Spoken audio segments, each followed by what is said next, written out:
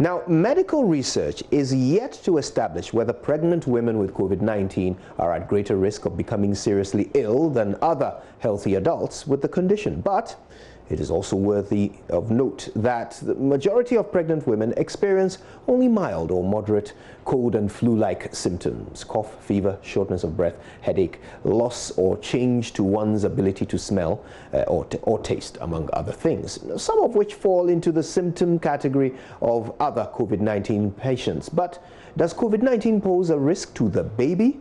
And how are pregnant women with the condition delivered of their children? What about it if they are scheduled to undergo caesarean section? Can their conditions pose danger to them or the healthcare workers? Well, JoyNews' Beryl Ernestina Richter had an exclusive access to a caesarean section at the Elwak Level 2 COVID-19 Isolation and Treatment Center and engaged the medical team. Here is a wrap of what took place on the day of the surgery. It is day 2 of our tour of the Elwak Level 2 COVID-19 Isolation and Treatment Center. We are here at the theater where a caesarean section would be performed shortly for a pregnant woman who has contracted COVID. I'm sure there are questions on the minds of many, and for this particular one, it is very, very important because this pregnant woman has COVID. So I have with me here one of the key members of the medical team here. Join me, let's find answers.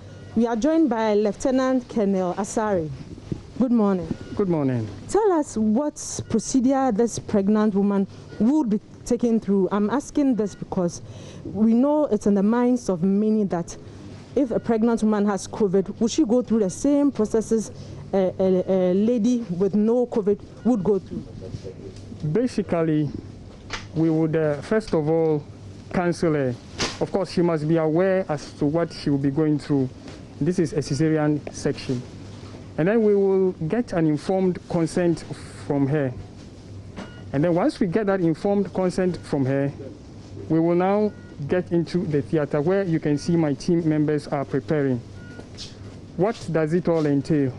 As you can see, we are all in our PPEs as well, knowing quite well that we are going to deal with a condition that is highly infectious as well. So the patient will come in here, and then we will clean the back. After cleaning the back, one of my team members here will now give her what we call a spinal anesthesia. And in this case, we are just going to instill some few mils of a local anesthetic agent into the back. And that will numb her from the nipple downwards.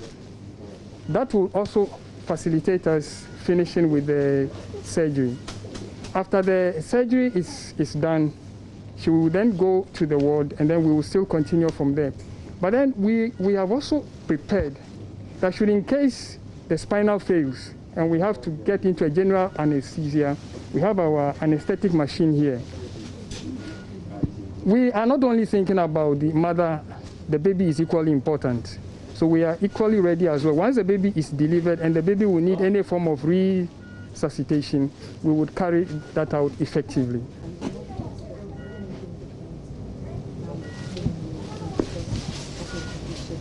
Okay. We are still in the theater. We are waiting for the patient to be brought. I have with me here one of the key team members. He is Lieutenant Colonel Ejarijan. He's an obstetrician gynecologist. He will tell us what to expect in this first C-section that would happen shortly. Basically, nothing different from the regular cesarean section, except we know that because of the patient's unfortunate infection with COVID-19, we need to take precautions for mother and for baby, and for the team members who will be involved in the procedure. But we don't expect anything untoward or anything different from what a normal cesarean section would be. Okay. Now, the nagging question would be that because of the lady's condition, would you say she's at more risk for this C-section, or it would just be nothing, it would just be the normal?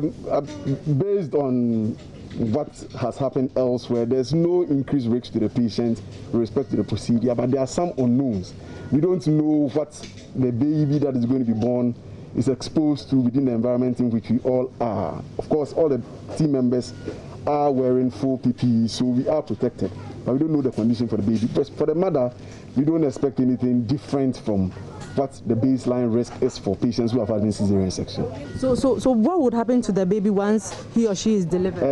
The general guidelines as discussed with the pediatricians is babies are supposed to be nursed with mothers if babies are well. Of course, maintaining some social distance and bringing babies to mothers only for breastfeeding. Beyond that, our senior pediatricians in the hospital are on standby to provide any additional care that the baby will need if there's any.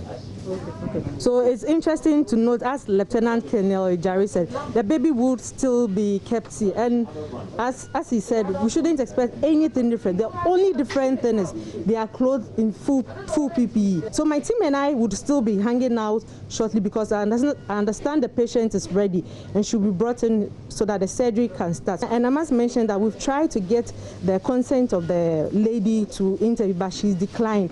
Of course, we respect that. So what we will do is we would wait outside. When the surgery is done, then we would interview the rest of the team members to find out how the whole processes went through.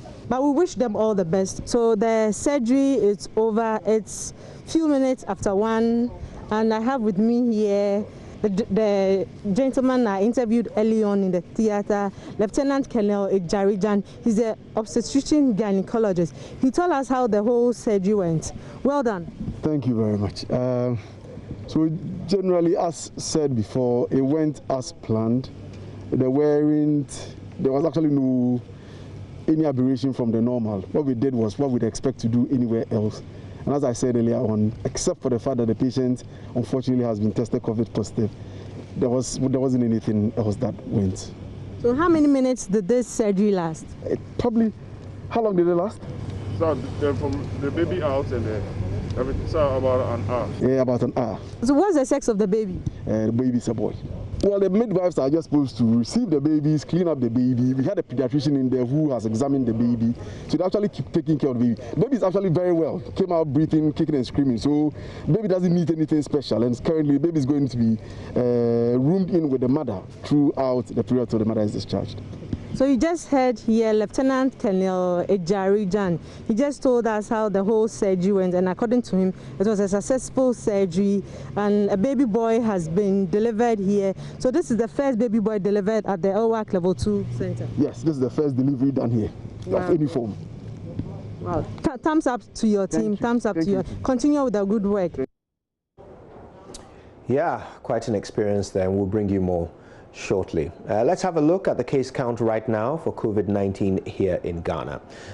5,658 active cases out of 8,885 confirmed cases altogether. 3,189 of these cases have recovered.